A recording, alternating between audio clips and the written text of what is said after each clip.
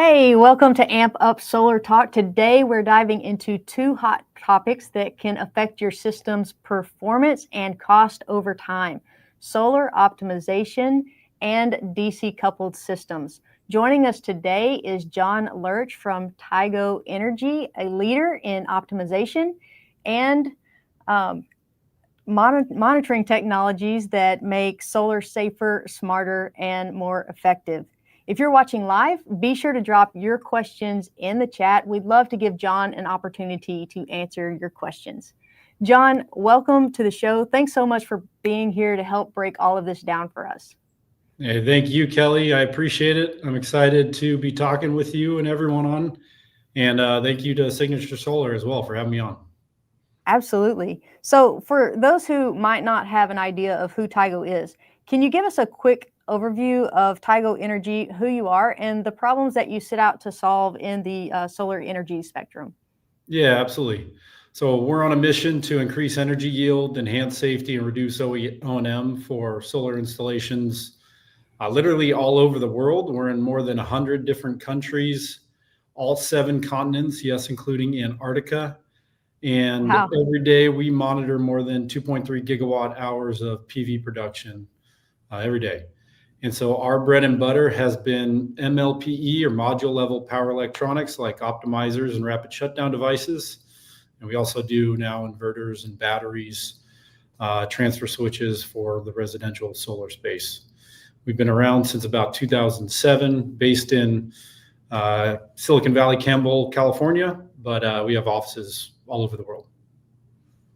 So your product lineup covers all of the solar components pretty much, as you just said. Yeah, we got this nice visual that shows the solar module and then the grid. So we don't do the modules, we don't do the grid, but all the key stuff in between for the residential side, we do. And I will note that our optimizers, the rapid shutdown devices, those also, they're on a lot of residential sites, a lot of commercial sites, and then even some small utility sites. Great. Now, when we think of the MLPEs, the module level power electronics, we think of optimization, but they're not just about optimization. Can you explain those a little bit more for us? Yeah, absolutely. I like to say MLPE can give your modules superpowers.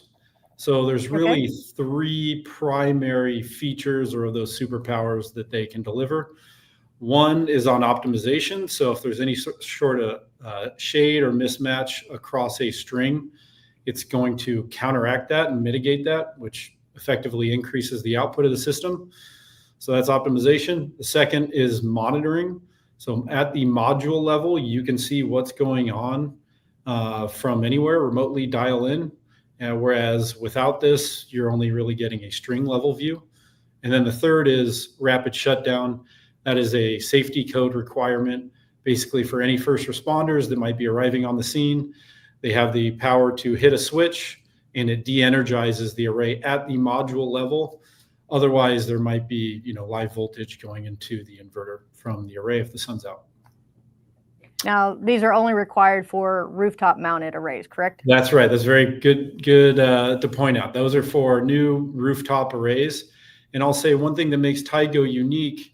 So our optimizers, you get all 3 of those features and functions. We give you the choice or the freedom to choose. If you don't want optimization, you just want the monitoring and rapid shutdown, we have a device for that called the TS4AS. And if you just want rapid shutdown, we have a unit for that, the TS4AF. And then the TS4AO is our optimizer. So you can really kind of pick and choose what makes the most sense for your particular site. And can you intermix those? You can mix the O's and S's. So we have a great article about that. We call that selective deployment. And basically you put the optimizers where they're shade. You can do S's everywhere else. And it's a very cost-effective way to get the benefits of optimization without optimizers everywhere.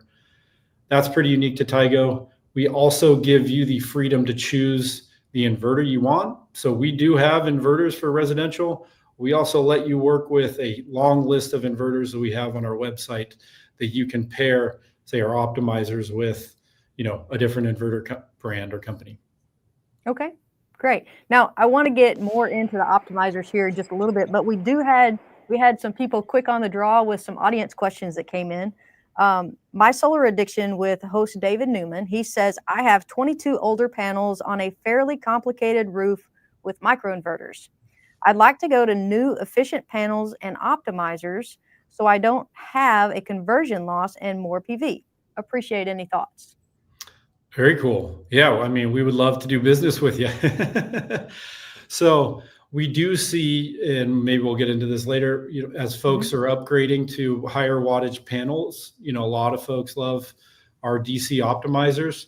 One thing that is different about us, and I brought out DC optimizers, a microinverter is going to do that DC to AC conversion on the rooftop. Ours are DC. So you'll still need a string inverter to pair with our optimizers. So that's something to keep in mind, but obviously very doable. That's been our bread and butter for a very long time. And we're going to dive into that a little bit deeper here. Yep. A little bit later. Very good. So we also had someone ask Tigo versus SolarEdge optimizers and compatibility. Yeah. So we like to say we are an open ecosystem. With SolarEdge, if you're doing their optimizers, you're doing their inverter, right? It's designed specifically to work with each other. With Tigo, if you're doing our optimizers, you can do our inverter. You can also pair with an enormous list of other inverters that you want to work with.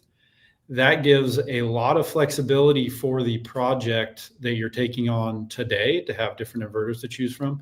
But it also has benefits when you're thinking of maybe doing an inverter replacement 10 years or so down the line, or retrofitting, repowering a site. It gives more optionality there. The last thing that I'll mention is we have made it kind of a core to our process to maintain backward compatibility. So as we've introduced newer, higher and higher wattage optimizers, we've made those backward compatible with previous versions of optimizers. So if for whatever happens, a unit goes down or something like that, you can swap it out and you're going to be less concerned about running into compatibility issues. And I don't think that's the case with some of those other guys. And, and I can't help, one more thing, we now, with some of our latest ones, up to 725 watts and even up to 800 watts. So we are keeping pace with the module guys that keep bumping up the wattage and the amperage on the latest modules. Very nice. John, we've got all kinds of questions coming in. Let me get to this one. Medjul 833 says, I'm getting ready to put Trinia 700 watt bifacial panels on my roof that has a number of complex shading issues. What product works for the shaded and then the non-shaded ones? Okay. So 700 watt bifacial, one thing, these are great questions.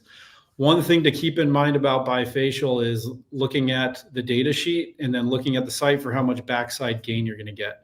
It might be rated for 700 watt, but oftentimes that backside gain is going to bump you up potentially even above that 700 watt. And you got to look at then what that's going to do to the wattage, and it's bumping up the current. So we have 725 watt AO. Probably in this case, though, you want the 800 watt 25 amp ISC XO. And so we got that on our site. That is made for like exactly what you're looking at. And you can put those on the shaded ones. And if you wanted to do all of them in the XO, that's really the most standard configuration. But if you want to do selective deployment, you can do XS units on the rest of them. And there will be no optimization on those other modules, but you'll still get the benefit of the optimizers on the modules where you put the optimizers on. And all of them will have rapid shutdown. All of them will have module level monitoring. Very nice. Royce Bluford wants to know, does Tigo Optimizer make most panels just as good or better than the shade tolerance panels? So I don't want to get into we are always better than them or less than them or anything else like that. Yeah. Here's what I'll say is from what I've seen, a lot of the different shade tolerant ones get into how the diodes are working and everything else like that. which there are still going to be limitations to. And what ends up happening with shade in the real life, not just in laboratory with pieces of cardboard, it's got funny patterns, or there's soiling and it works its way in an uneven way across the module. That's really hard to overcome, even with some of the latest modules that are coming out. Whereas our optimizers are essentially able to do MPPT tracking at the individual module level across them, getting the most possible energy for you out of your system. So let's start with talking about an in-depth breakdown of the optimizer benefits. Yep. So let's take a step back a little bit and let's talk about those optimizers. Okay, let's do it. So for starters, and I think, for folks in the US, if you're doing a rooftop site, it typically has to comply with rapid shutdown. So you're often putting something like a rapid shutdown device on the roof. Now, optimizers with some of those extra features, suddenly you unlock this increased energy yield. We call it reclaimed energy. We quantify it and show it to you in our monitoring portal, real time, in the past, in aggregate, so you can see the benefit that you are getting from our optimizers on that site. When I've crunched the data, looked across our entire fleet in the world, the average is above 6% increased output for a site. It's a little more for residential systems. It's a little less for larger commercial systems, which you would expect because it's all a function of how much shade. Okay. The more shade, the more uneven the shade is across the string, the more optimizer benefit or reclaimed energy that there's going to be. When you look at the benefit of, say, even 6 or 7% increased production over the life of 25 years on a 10 kilowatt site, 17 cents a kilowatt hour, that's like almost $10,000, $9,000. We got a tool to help estimate that. It's amazing how that benefits like a dividend that just keeps compounding year after year after year after year. It can, I think, really surprise people how much it can add up. Yeah. Okay. So what would you say would be the top overlooked or misunderstood benefits of adding optimization? Yeah, I think a lot gets focused on the benefits of purely the increased energy production. So I'm going to cheat and say two things. One is we're looking at some of the data and it's showing that reclaimed energy actually increases over time because we're able to calculate it. This is natural function of some degradation rates, some soiling unevenly, other things like that. The other benefit is the module level monitoring. System owners absolutely love it because they get to see what's going on their rooftop at the module level, power, energy, voltage, all of this, really good information to help troubleshoot sites. And then we're having installers come to us and say, we love this because it's actually helping us sell more systems because people are able to see what's going on. They say, yeah, I want that. And it helps them differentiate. But I think that module level monitoring, often folks focus on the energy side of things. It often has a pretty big wow factor, and people absolutely love logging in and seeing what's going on at the module level. Yeah, for each specific panel itself. For each one, and some people that don't have it are like, oh, why I can't see what's going on with each module? No, it's only string level data. You need something like this to see what's going on in each one. And we have instances where a site gets commissioned, a diode is out on a module, so it's taking out 1/3 of the energy production of one module across a whole string. It might go completely unnoticed string level monitoring. You can easily pinpoint one module producing 1/3 the rest of the other ones.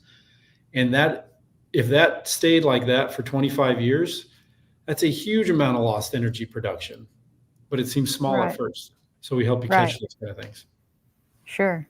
And with the way that these things, your optimizers are attached to the panel, it makes them easy to replace as well. Yeah, exactly. Our units clip on super quickly. It's about 10 seconds. So really easy to put on, or if you needed to take it off or anything. There you go. That's a view of it. Those are the frame of the panel. Go right onto that module frame. There's no bolts. There's no grounding required to install these. Yeah, nice. So are the optimizers only for the areas of your array that are shaded or for complex designs? Yeah, so they work for both. They work great for both. Any form of mismatch, whether that's shade, and we have a webinar coming up called Shade Happens. It's basically not just what is happening today, but stuff's growing, birds do their thing, soiling comes in, all these different things. And that PV module, that system sitting out in the elements for 25 years. Like, how many electronics do we have that we say, oh yeah, you can go put that out in the sun for 25 years, no problem. Stuff happens. And so optimizers counteract some of the negative effects of that. The module level monitoring also lets you see real time the performance impacts of that as well. So that's where, even if it's a perfectly, sunny, flat, unshaded, we still see customers that do our optimizers and still see benefits. But for folks that just feel like, you know what, I do not need the optimization, that's exactly why we came out with the S product.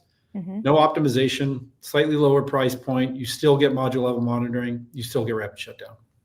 Great. Okay. So let's get back to some of our audience questions that we didn't get to yet. Dingleberry Farm Homestead says, how much energy do the optimizers steal in order to function? Says, I have 2 strings of 10 panels, each totaling 8,000. How much of that 8,000 will I lose? Okay. I forget the exact number, but it's like 99.8 or 7% efficiency is our optimizers. So yes, they do consume 0.2% or something like that. But I said on average, or most sites get more than 6%. So you can do the math. The net benefit, or the benefit far outweighs that small little bit of energy consumption. Okay. And Chris Rath says, never seen a Tigo inverter installed yet in the Texas area where we work. When did they come out? And can you go over inverter and software? Yeah, absolutely. So we would love to get some more inverters in your neighborhood. They came out a few years ago when we first did the release, because we were new to the inverter space. We did a relatively slow, very calculated launch so that we could get feedback and then incorporate it not just into the hardware, but in particular the software as well. And so, since then, we're now way more widespread and everywhere. We have a 3.8, 7.6, and an 11.4. All are DC coupled hybrid inverters, and they work with our EI battery. It's called an EI inverter, EI battery. The EI is short for energy intelligence, which is also the name for our software platform, because we view software as the core glue that not only helps all of these things operate intelligently and together, but also so you get the ability to go monitor them and troubleshoot them remotely, avoid truck rolls, ensure your system's performing the right way. Okay. Medjul 833 says, great answer on the 700 watt. Now, what would the right fit for 545 bifacial, 30 of them, that are currently using a cheap DC optimizer with no rapid shutdown or monitoring, odd angles and shading? There you go. So at that level, you can still use our X units. So one of the cool things about Tigo, we don't have these like narrow size bands that you have to fit our optimizers in. You can use the XO on a 400 watt module if you just want our latest and greatest technology. So it'd be up to you if you want to use the AO rated at 725 watts should be more than enough for that 545 watt module you said, or you could use the XO if you just want to keep things consistent with your other site. So totally up to you. We got all the specs on there, but either way, you're going to be in good hands. Great. Sunil Kumar says, any advice on finding installers that can install a system with Tigo? Oh, you should send me a note. Contact us on our website and I can flag it and make sure we get you in touch with the right folks. It really depends regionally. We have installers all over the country that are doing this. I crunch the numbers on our installation data all the time. And it's so impressive to see where people are installing, what sizes they're installing. It's really fun. Nice. We got a couple more questions, and then we promised we would talk about DC coupled versus AC coupled systems, so we need to get to that. But Royce Bluford wants to know, how much benefits do you lose in a dark installation? In a dark installation? Not sure if that means black on black panels. Yeah, I'm not really sure. I wish I could, if it's darker panels or anything else like that, I don't think it's going to be an issue for us. The biggest thing when it comes to optimization is, oddly, the more shade or mismatch there is, the more benefit there's going to be. That's the number one thing. So that can present itself in a lot of different ways. Can be from trees, can be from birds, can be from even clouds. It can be from orientations, other things like that. So as long as there's mismatch, our optimizers are going to do their thing and reclaim energy. Okay. My solar addiction with host David Newman. Microinverters lose power due to conversion. Do you have any data on how much energy you can gain by switching DC coupled from AC coupled and using optimizers for shade issues? John, do you have any data on that? Yeah. So I've been poring over this subject, I guess, for a while now, and put together really thoughts on it that I'm coining as a microinverter tax. It's a pretty lengthy ebook or a series of blogs. There's like 7 chapters to it. So if you are into data and seeing the numbers, I run the calculations and what it means for like example sites. And so the first thing I want to say to specifically address your question, if it's AC coupled PV only, so only solar, our DC optimizers aren't doing a conversion, but there's still going to be an inverter conversion happening at the string level. That might be a little more efficient than a microinverter, but the difference isn't that great. Where the inefficiencies really start to arise and differentiate between the two is when batteries start to get involved. A DC coupled system, and now I'm wading into the DC AC, a DC architectured system has one inverter for solar and for the battery. And so now you can start charging the battery all in DC off the solar. And so you don't have a conversion step there. You only have a conversion step when you got to use, battery power, solar power for the home. An AC coupled system is doing a conversion step DC to AC on the roof with the microinverters. And then you got to go into the battery, which is an AC to DC. And then to use the battery, you're doing another DC to AC. So you have 3 conversion steps. The delta between those is about 5.2%. So 5.2% of all energy coming from solar in and out of the battery is lost, or more energy is lost on an AC coupled system compared to a DC coupled system. That 5.2 is the delta between the two. Both have losses. 5.2 is the delta between the two. So are there any cases where you would recommend an AC coupled system with microinverters over a DC coupled system with optimizers? I mean, I'm coming from the DC world, but here's what I'll say, because number one, on the microinverter tax, since I published that, there's been a lot of stuff about taxes and all this kind of stuff. It is not a real tax. It is a metaphor for additional costs like conversion efficiencies and that kind of thing. I go into clipping, things of that nature. So here's in the entire premise of it is that there are 3 large trends that are driving a kind of new preference stack with technology. 3 large trends in residential solar. The first is increasing wattage of the modules. We just got questions about 545 and 700 watt plus modules. Exactly. Yeah. Almost all the modules, larger and larger. They're getting huge, bigger modules now. 450 is like the norm. 450 on a residential site, 500 easy. microinverters get rated at the individual module level. Any delta in what the module wants to produce and what the microinverter can produce, there's clipping. So that's one trend, and clipping tax is one of the taxes I talk about. The other trend is increased battery storage rates. Battery attachments were around like 5-10%. They've leapt to 30-40% recently, driven by policies that are basically requiring it for savings. So these batteries are operating on a regular basis, not just for backup. When they operate regularly, more energy going through it, that's more potential for conversion losses to really, hurt your economics. So that's trend 2. And the third trend is just rising utility rates. Everyone's feeling this, but residential electricity rates have gone up 5% per year on average over the last 4 years.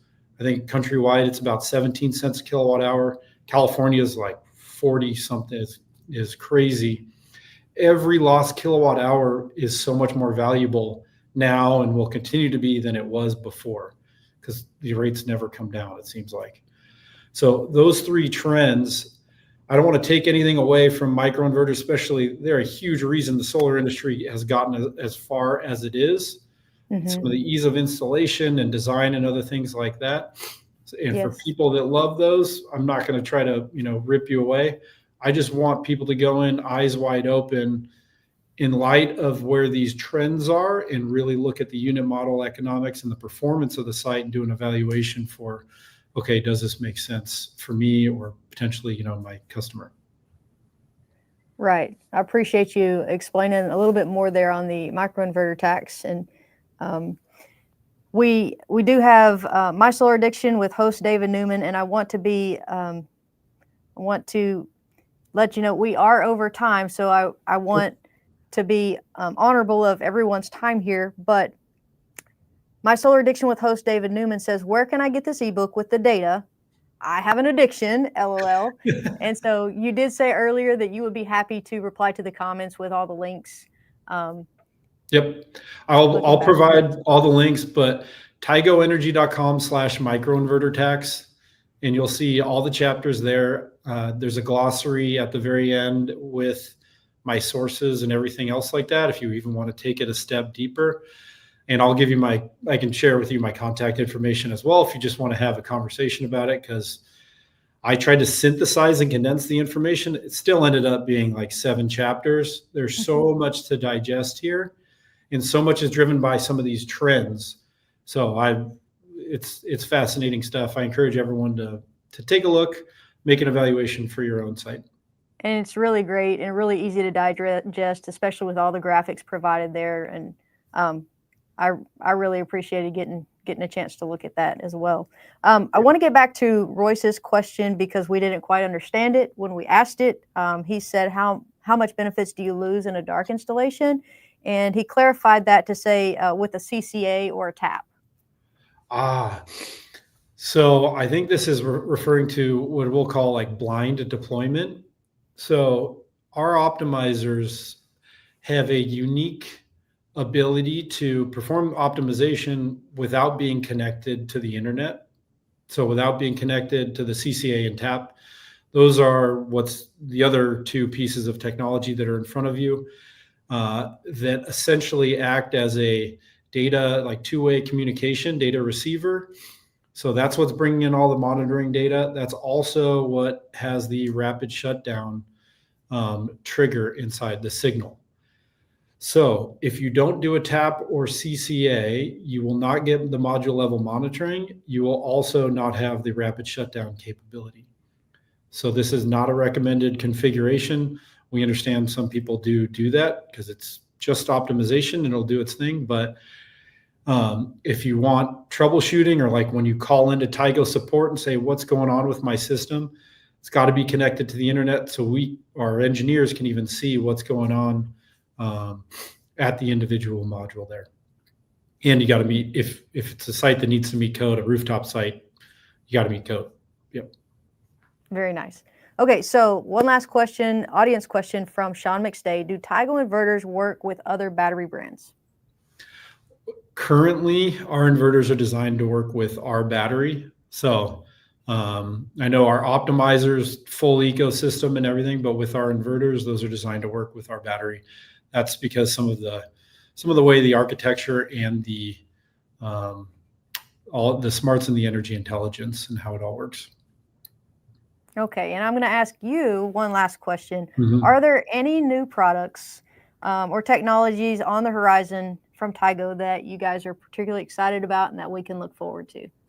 Yeah, good question. So I will say, I think especially for this audience, we just recently announced some new off-grid features. So for home, residential systems.